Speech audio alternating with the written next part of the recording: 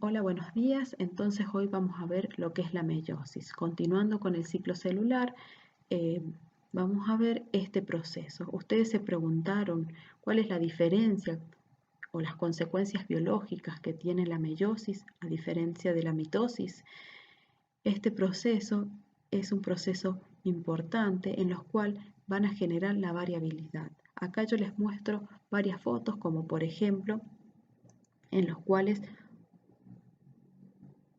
ustedes pueden ver variabilidad de maíz, variabilidad de papa, variabilidad de perro. ¿Quién está dando esa variabilidad? Es la meiosis. ¿Cómo lo da? En esta clase lo vamos a ver dentro de una población, entre las distintas poblaciones. Las únicas excepciones a esta variabilidad entre individuos es los hermanos gemelos.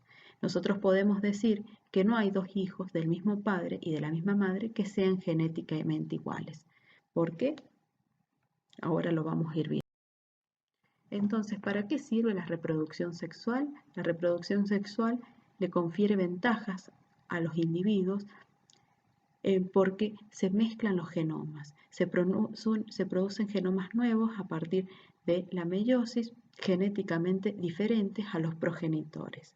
La variabilidad genética posibilita a la especie que tenga más chances de sobrevivir en un ambiente cambiante.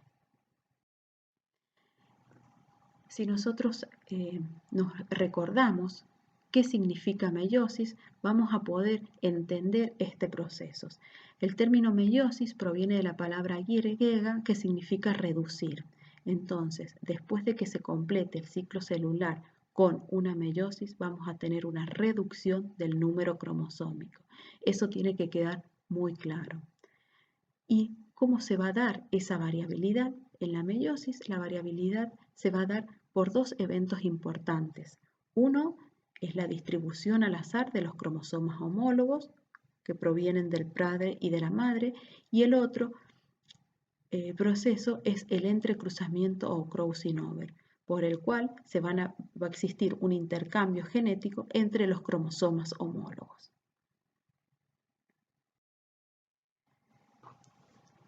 En la meiosis, al finalizar la meiosis, vamos a tener una separación de los cromosomas homólogos en células distintas.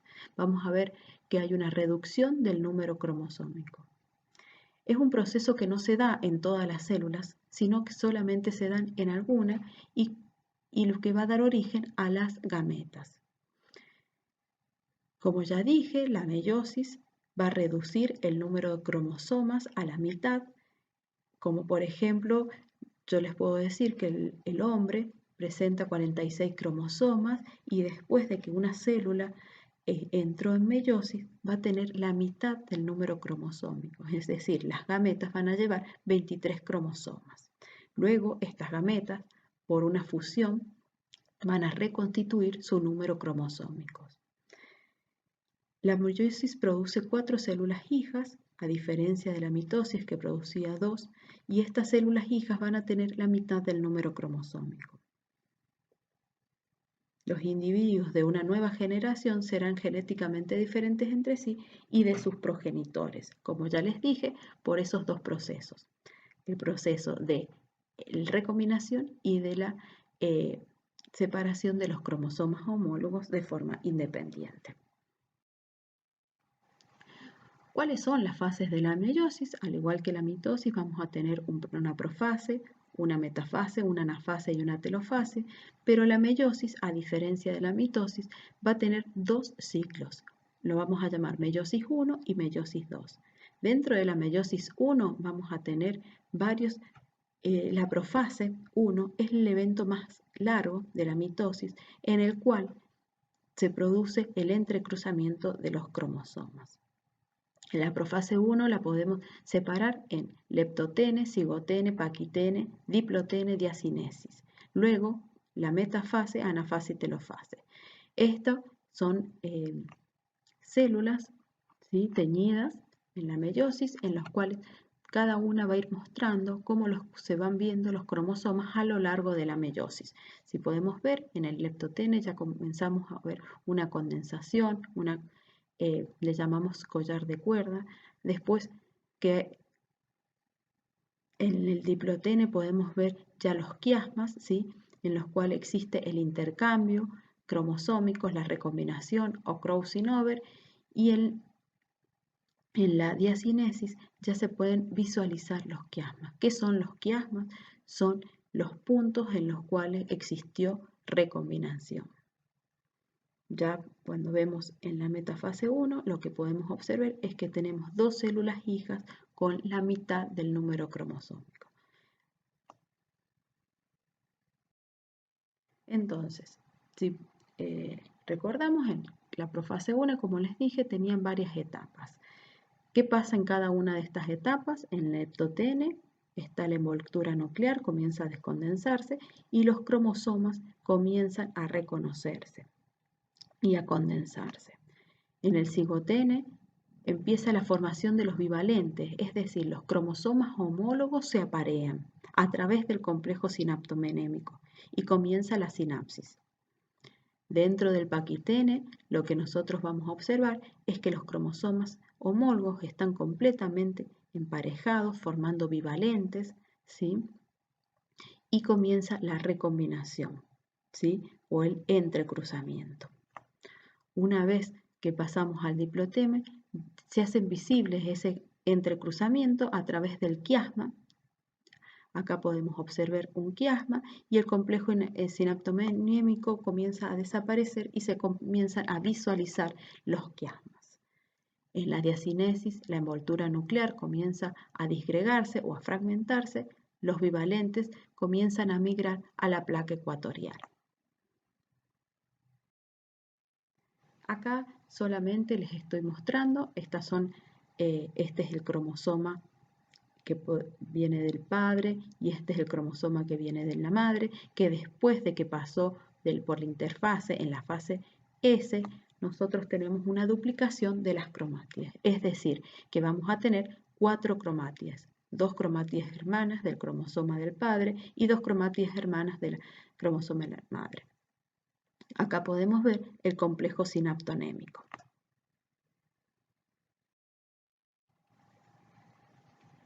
Entonces, como dijimos, durante el paquitene ocurre la recombinación o crossing over. ¿Quiénes son los encargadas? Son encargadas nucleasas y exonucleasas en las cuales permiten el intercambio genético entre las cromátides. Existen proteínas específicas involucradas en el proceso que son las recombinasas. En eucariotas, por ejemplo, la RAD51 y el DMC1, y en procariotas REC-A, B, C y D. Esto es a modo de ejemplo, en los cuales acá tenemos un cromosoma y su homólogo, en el cual se observa un quiasma en la meiosis 1, ¿sí? En la metafase de la meiosis 1, cuando comienza, las anafases comienzan a migrar los cromosomas, ¿sí? Homólogos, uno hacia una célula y otro hacia la otra, en los cuales después de la meiosis 1 vamos a tener una reducción del número cromosómico. Esto es algo importante que ustedes tienen que saber, en los cuales a partir de la meiosis 1 vamos a ver reducido el número cromosómico. Luego comienza la meiosis 2, ¿sí? En esta célula lo que vamos a hacer es una separación de las cromátides hermanas. Al finalizar la meiosis 2 vamos a tener cada célula con la mitad del número cromosómico, ¿sí? Entonces, algo importante, la meiosis 1 es reduccional porque los cromosomas homólogos se separan y la meiosis 2 es ecuacional, al igual que la mitosis, porque las cromátides hermanas se separan. Estos son unos dibujos a forma de ilustración en el cual, por ejemplo, esta célula tiene un número cromosómico de 4, es decir, 2 pares de homólogos. Tenemos el cromosoma 1, ¿sí? Y su homólogo 1, y el cromosoma 2 y su homólogo 2. En la profase 1 vamos a tener, como dijimos, la recombinación, puede haber o no, y la segregación de estos cromosomas. en la metafase van a ubicarse los cromosomas en la placa ecuatorial y lo que vamos a ver es que los cromosomas homólogos se separan. ¿Sí? Al finalizar la metafase 1 vamos a tener una reducción del número cromosómico, es decir, una célula con 2 cromosomas y otra célula con 2 cromosomas.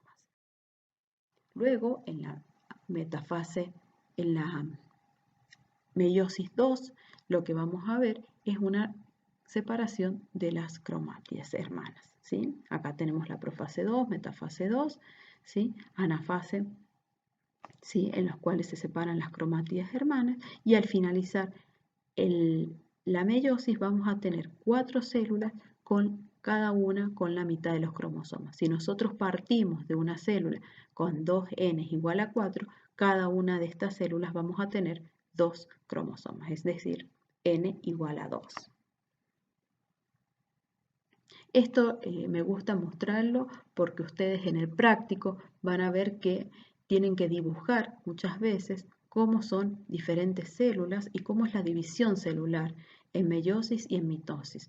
Entonces, es una forma esquemática de representar los cromosomas y cómo ustedes también lo van a tener que representar en el práctico. Acá, por ejemplo, hubo una recombinación, entonces tenemos parte de este brazo con el brazo de este cromosoma. Entonces, como para sintetizar, existen similitudes y diferencias entre la mitosis y la meiosis. Por ejemplo, la mitosis es una división celular en la cual va a producir 2 células hijas con el mismo número cromosómico, a diferencia de la meiosis, en las cuales vamos a tener un número cromosómico reducido al finalizar la meiosis.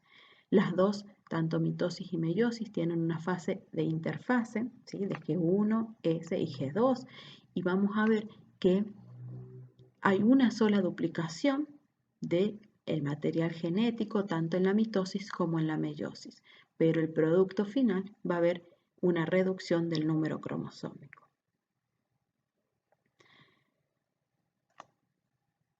Entonces, las células por mitosis vamos a tener el mismo número, dice las células que sufren mitosis pueden ser haploides o diploides, a diferencia de las células que sufren meiosis solamente pueden ser diploides, es decir, que los cromosomas tengan homólogo. Entonces, si estamos viendo meiosis, tenemos que hablar de gametogénesis. ¿Qué es la gametogénesis? Es la producción de las gametas, que son células especializadas para la reproducción. Masculinas, los espermatozoides, y femeninas, los óvulos. Hablando de gametogénesis, tenemos la espermatogénesis y la ovogénesis. Dentro de la espermatogénesis vamos a tener un espermatogonio que por divisiones mitóticas vamos a tener los espermatocitos espermatocitos primarios. Luego que sufren la meiosis 1, esos espermatocitos primarios van a transformarse en espermatocitos secundarios. Al finalizar la meiosis 2, vamos a tener 4 espermatozoides con el número cromosómico reducido, ¿sí? ¿Cuál es la diferencia entre la espermatogénesis y la ovogénesis? Es que una ovogonia va a producir un espermatocito primario que a partir de una meiosis, ¿sí? Al finalizar la meiosis 1 vamos a tener un espermatocito secundario y un cuerpo polar. Ese cuerpo polar va a generar al finalizar de la meiosis 2 cuerpos polares. Y el espermatocito secundario va a generar un óvulo o sí, un óvulo y un corpúsculo polar. Es decir, que el producto final de la ovogénesis es un óvulo con la mitad del número cromosómico. Entonces, podemos decir que la meiosis es esencial para la reproducción sexual de todos los organismos diploides. Existe meiosis en animales, y en animales incluido el hombre, en las plantas y en los hongos.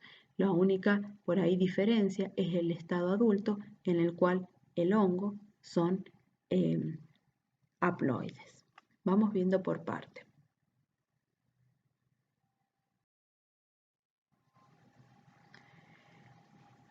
Por ejemplo, en la mayoría de los animales adultos van a ser individuos 2N, en los cuales a través de la meiosis van a generar gametas con la reducción del número cromosómico N, y luego de una fusión de esas gametas vamos a reconstituir el número a través del cigoto y vamos a generar nuevamente adultos 2N. En los hongos tenemos las esporas, ¿sí?, que se fusionan formando un esporófito diploide y que por meiosis nuevamente generan esporas sexuales o células haploides.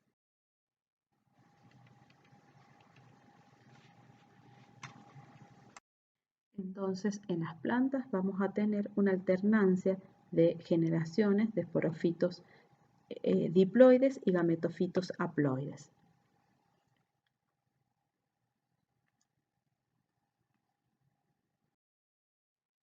Entonces, volviendo al principio, podemos decir que la meiosis genera variabilidad a través de dos eventos importantes. Como ya dijimos, la distribución al azar de los cromosomas homólogos, que acá yo quiero resaltar y que lo vamos a dar continuidad en la próxima unidad, que es la unidad 3, en la unidad de análisis mendeliano, que esa distribución al azar de los cromosomas se estaría dando la segunda ley de Mendel. Eso me gustaría que lo recuerden para que lo veamos en la unidad 3. Y el proceso y el otro mecanismo de variabilidad es el proceso de entrecruzamiento o crossing over, por el cual hay un intercambio entre los cromosomas homólogos. Entonces, como hablamos, distribución independiente, es decir, que un par de cromosomas homólogos migra hacia las células de forma independiente al otro par de cromosomas homólogos. Acá podemos ver que los cromosomas celestes, ¿sí?, migran hacia una célula y los cromosomas azules migran hacia la otra célula. A diferencia de esto, en el cual se ubicaron de otra manera los cromosomas, y podemos ver que un cromosoma celeste, podríamos decir que este proviene de la madre y este del padre, migran hacia las células y el producto meiótico va a ser diferente en estas células que en estas células, en el cual no hubo entrecruzamiento, pero sí hubo una distribución independiente de los cromosomas homólogos. El otro evento era la recombinación. Entonces, si nosotros tenemos un par de cromosomas homólogos en el cual llevan un gen determinado, podemos decir que este gen tiene dos formas, un alelo dominante y un alelo recesivo, que después de una replicación podemos tener dos casos, en el cual existe una replicación o un crossing over y vamos a tener un tipo de células diferentes al que no hubo entrecruzamiento para este par de homólogos, ¿sí? Entonces, algo importante también, acá vamos a generar un tipo de células diferentes a estas que tuvieron entrecruzamiento entre los genes, ¿sí? Entonces, por último, y para finalizar esta clase de meiosis, también existen errores en la meiosis. Esos errores también lo vamos a ver de vuelta en la unidad 9, en la parte de mutaciones cromosómicas. ¿Qué pasa si hay un error en la meiosis 1? Es decir, que los cromosomas homólogos migran hacia una célula y en la otra célula no tenemos ese par de cromosomas homólogos. Es decir, que acá vamos a tener células con genomas duplicados y células con genomas con ausencia de ese par cromosómico. ¿Qué pasa si existen errores en la meiosis 2? Vamos a tener, por ejemplo, acá tenemos en la meiosis 1 es correcta, un cromosoma homólogo se va hacia una célula, el otro cromosoma homólogo se va hacia la otra célula, pero en esta célula existe un error, ¿sí?, en los cuales las dos cromátidas hermanas migran hacia una célula y en la otra vamos a tener ausencia. Es decir, vamos a tener una división anormal, ¿sí?, en los cuales vamos a tener ausencia de ese par cromosómico en una célula y duplicados estos cromosomas. Y también vamos a tener gametas en las cuales vamos a tener la dotación o la división normal, es decir, una célula con cada uno de los cromosomas homólogos. ¿Qué pasa si estas gametas, ¿sí?, en las cuales tienen errores, se fusionan con gametas normales? Acá vamos a ver que va a existir un aumento o disminución del número cromosómico correcto, ¿sí? Y acá empiezan las anormalidades, ¿sí?, de la división celular. Entonces, con esto damos finalizada la clase de meiosis y en la próxima clase nos vamos a estar encontrando para ver análisis mendeliano. Muchas gracias.